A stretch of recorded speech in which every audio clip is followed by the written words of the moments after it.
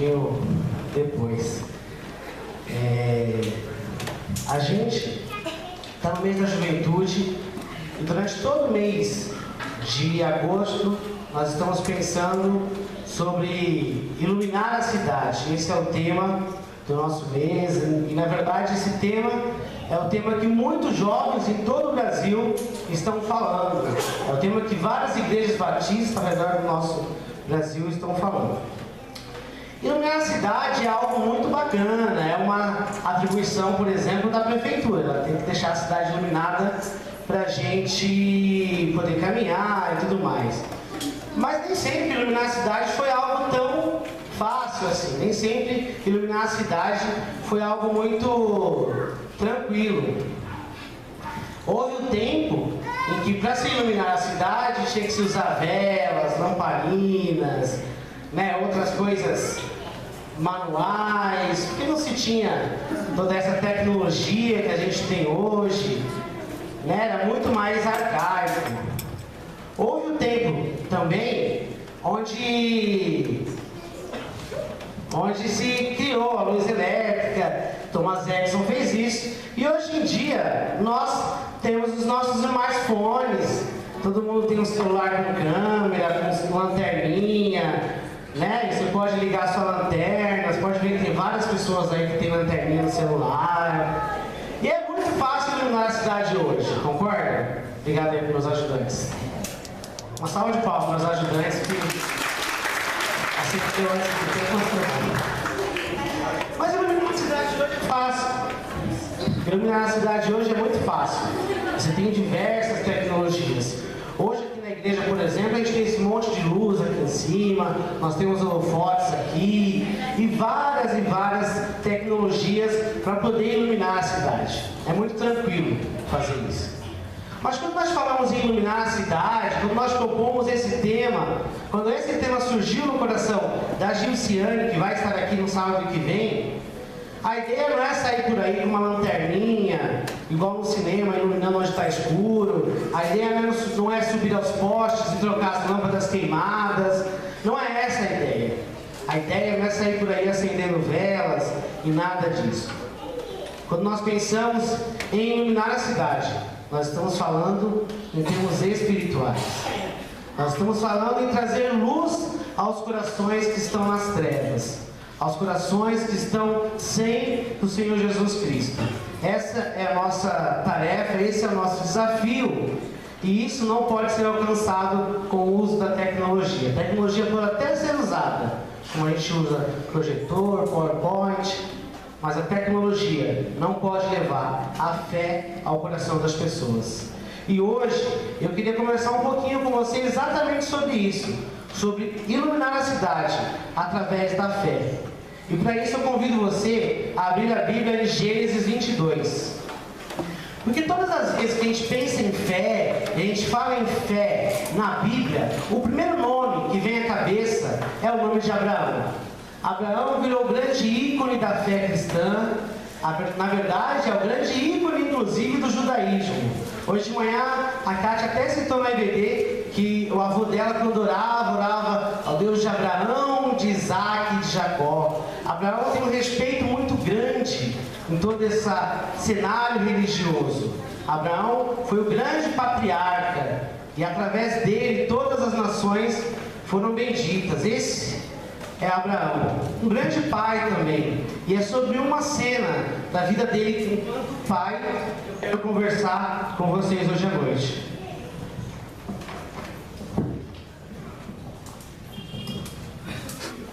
Gênesis capítulo 22, nós leremos versículos de 1 até 12.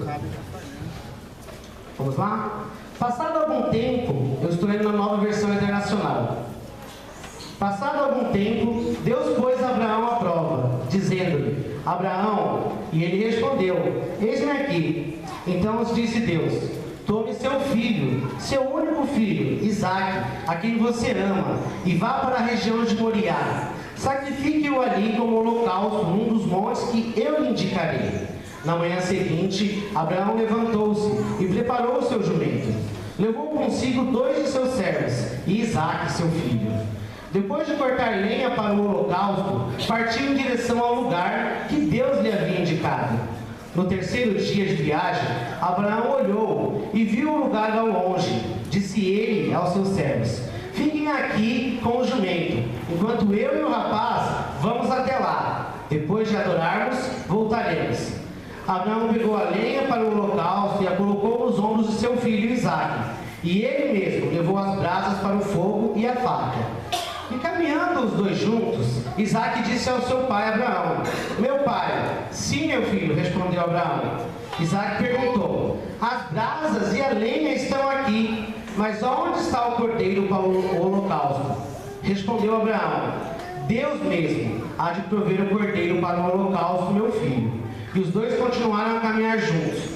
Quando chegaram ao lugar que Deus lhe havia indicado, Abraão construiu um altar e sobre ele arrumou a lenha, amarrou o seu filho Isaque e o colocou sobre o altar em cima da lenha. Então estendeu a mão e pegou a faca para sacrificar o seu filho. Mas o anjo do Senhor o chamou do céu: Abraão, Abraão, eis-me aqui, respondeu ele.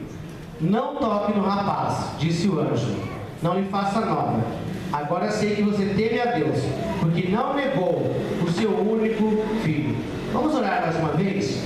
Pai, muito obrigado, Deus, pelo privilégio que nós temos de ler a Tua Palavra e de meditar nela neste momento. Que o Teu Santo Espírito, Pai, faça morada aqui, que Ele fale aos nossos corações, que Ele tenha liberdade para falar com a gente, Senhor. Que nossas mentes estejam abertas para compreender a Tua Palavra e a Tua vontade para nós nesta noite, Deus. Nós oramos no nome santo de Jesus. Amém. Abraão queria muito ser pai. Muito, muito, muito. Esse sonho, com certeza, é um sonho vivido por várias pessoas. E ele não podia gerar filhos com sua esposa, Sara, tinha alguns problemas. Mas aí, encurtando a história, um belo dia, Deus olha para Sara e fala: eu tenho compaixão de você e você vai poder gerar um filho. E Abraão teve Isaque, o filho amado dele. Nesse meio tempo, Abraão tinha tido um outro filho com uma outra mulher, para poder ter uma geração, porque filhos para os judeus são muito importantes. Mas Isaque era o filho amado, era o filho que ele gostava, era o filho da Sara, a esposa que ele tanto amava. Isaque era muito especial para ele. Mas logo depois de Abraão ter Isaque, logo depois de Isaque crescer e ser uma criança forte, tá correndo para lá e para cá, igual a gente vê o Davi hoje correndo, e é tão gostoso tudo isso. Deus fala para Abraão: olha, agora eu quero que você vá lá no Monte Moriá e você vai me oferecer Isaque como sacrifício.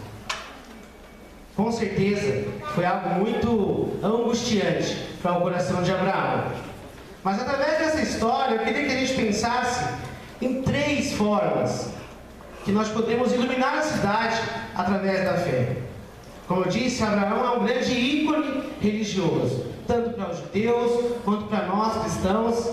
E através dessa passagem da vida dele, eu queria que a gente pensasse como iluminar a cidade através da fé. A primeira perspectiva é que nós precisamos ouvir a voz de Deus. O versículo 1 diz assim: passado algum tempo, Deus pôs Abraão à prova, dizendo: Abraão. E ele respondeu: eis-me aqui, Senhor. Abraão não foi esse mártir, esse grande ícone, essa grande personalidade à toa. Ele foi quem ele é porque ele ouvia a voz de Deus. Ele foi quem ele é porque ele tinha intimidade com o Pai. Se eu e se você, se a gente quiser iluminar a cidade através da fé, a gente precisa escutar a voz de Deus também. Da mesma forma como Abraão dava ouvidos para Deus, nós também precisamos dar ouvidos para o Senhor. Mas para que eu e você, a gente escute a voz de Deus, a gente precisa de algumas coisas que Abraão tinha também. Conhecer o dono da voz. Abraão sabia exatamente quem estava falando. Abraão sabia exatamente quem era Deus.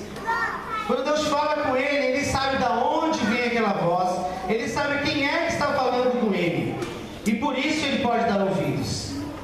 Eu e você, para iluminar a cidade, com a nossa fé, a gente precisa dar ouvidos a Deus. Mas para dar ouvidos a Deus, a gente precisa conhecer a Deus.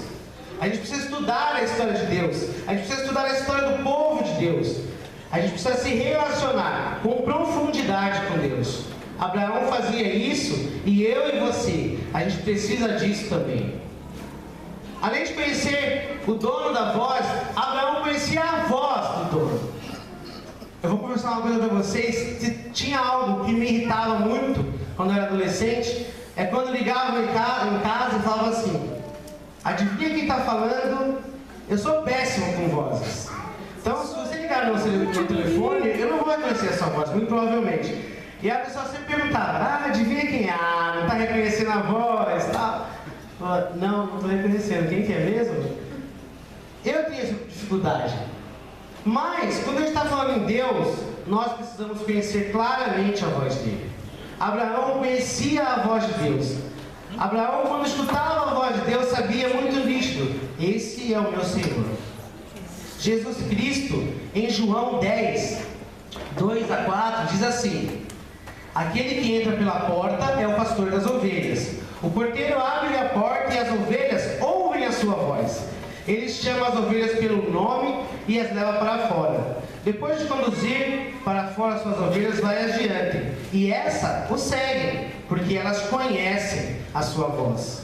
Conhecer a voz de Deus é muito importante para que a gente consiga escutá-la com clareza. E para conhecer a voz de Deus, precisa também ter esse relacionamento com Ele. Ouvir a voz dele várias e várias vezes. Eu e você precisamos escutar a Deus.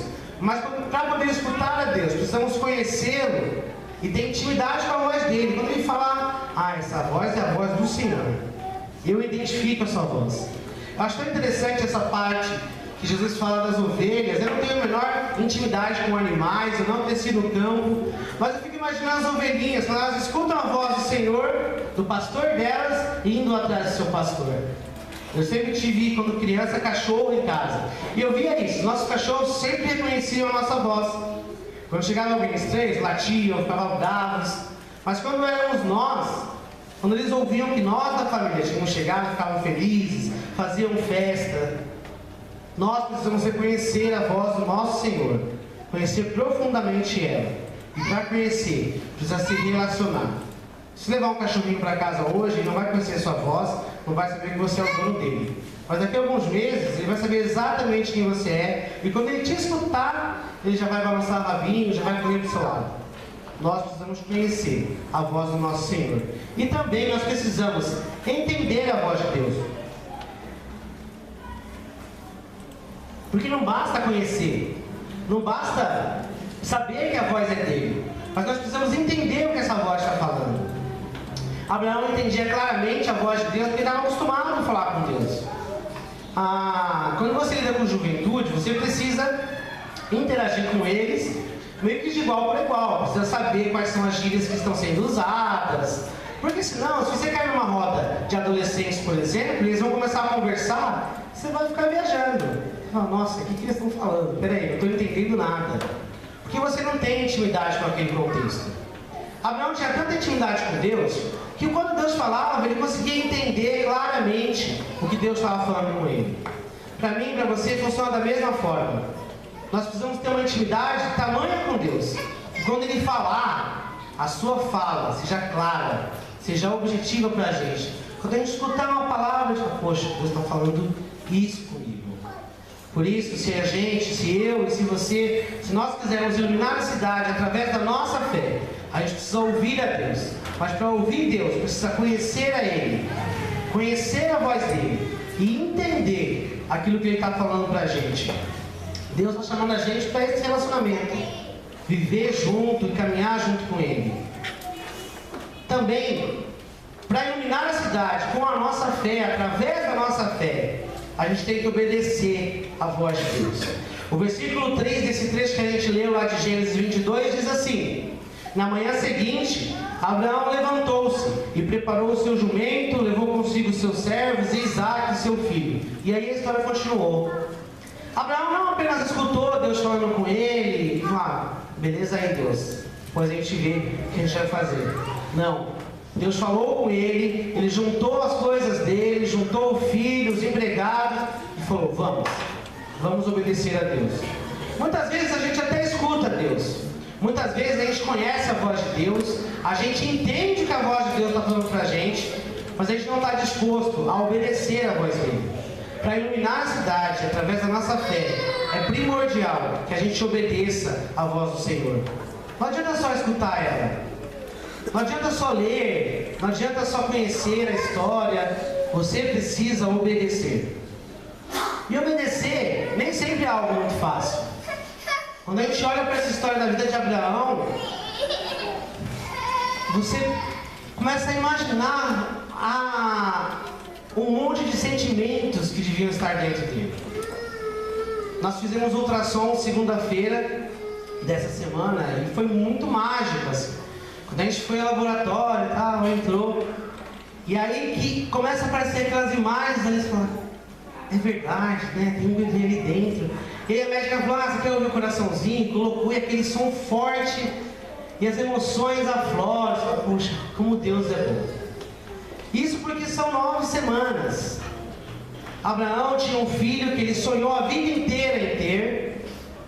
Depois que esse filho já estava crescidinho, porque ele já estava falando, entendia, conseguia interagir com o pai, Deus fala para ele, agora você vai lá e vai sacrificar essa criança. Eu tenho certeza de que se qualquer um de nós aqui, se outra pessoa chegasse e falar, agora você vai sacrificar esse bebê, o seu filho, esse que você criou, que você educou, nós ficaríamos numa situação completamente desnorteada. Mesmo que soubéssemos que essa voz teria sido de Deus, a gente ia ficar angustiado. E foi esse o sentimento de Abraão, com certeza. O filho querido dele foi pedido como sacrifício. Mas mesmo assim, Abraão obedeceu a voz de Deus. Às vezes, para obedecer a voz de Deus, a gente precisa enfrentar situações duras. Eu duvido que quando Deus falou com Abraão, ele deu um mega sorriso e falou, beleza Deus, vou lá então. Com certeza não foi assim. Quando Deus falou com Abraão, o coração dele deve ter se apertado, o coração dele deve ter ficado muito angustiado. Porque ele tinha algo que ele amava muito, que era o filho dele. Mas ele tinha algo que ele amava mais ainda, que era o Senhor da vida dele. Com certeza Deus não vai pedir para mim, para você, para a gente matar o nosso filho, não. Deus não vai falar assim para o Ademir, para a Lúcia, para o Lucas e para a Jéssica, amarra aí a Ana Laura e põe fogo nela. Deus não vai fazer isso. Mas às vezes, nas nossas vidas, Deus pede algumas coisas para nós que são um pouco duras do nosso ponto de vista. Mas mesmo assim, nós precisamos seguir adiante. Abraão teve um momento bem duro na vida dele, mas mesmo assim ele obedeceu a Deus. E ainda, às vezes, para obedecer a Deus, você precisa abrir mão de alguma coisa. Abraão estava abrindo mão daquilo que era mais importante para ele, Isaac. Mas eu e você, às vezes, a nós é requisitado abrir mão de alguma coisa. Às vezes nós precisamos abrir mão de algum tipo de amizade que nos faz mal. Às vezes nós precisamos abrir mão de algum tipo de relacionamento que nos afasta de Deus. Às vezes temos que abrir mão de coisas financeiras e materiais que nos distanciam do Senhor. Fazer a vontade de Deus, obedecer à vontade de Deus pode também significar algo um pouco duro, pode requerer de nós abrir mão, mas vale a pena. Foi isso que Abraão fez. Abraão estava disposto a abrir mão do filho dele, aquele filho que ele tanto sonhou. Paulo, em Romanos 12:2, diz o seguinte, quando ele fala da vontade de Deus, que a vontade de Deus para a nossa vida, ela é boa, perfeita e agradável. Abraão sabia que era muito duro abrir mão do filho dele, mas ele também sabia que a vontade de Deus para a vida dele era boa, perfeita e agradável. Por isso, se eu e você, se a gente quiser iluminar a cidade através da nossa fé, nós precisamos estar dispostos a obedecer a Deus. Obedecer a Deus ainda que seja duro. Obedecer a Deus ainda que isso exija que a gente abra mão de alguma coisa, que a gente deixe para trás alguma coisa. Nós precisamos obedecer a Deus. E por fim, para iluminar a cidade através da nossa fé, a gente precisa compreender que fé não é só esperar por aquilo que você deseja. Fé não é só você ficar esperando, eu quero um carro, eu tenho fé que eu vou ter um carro. Fé é você esperar pela perfeita vontade de Deus.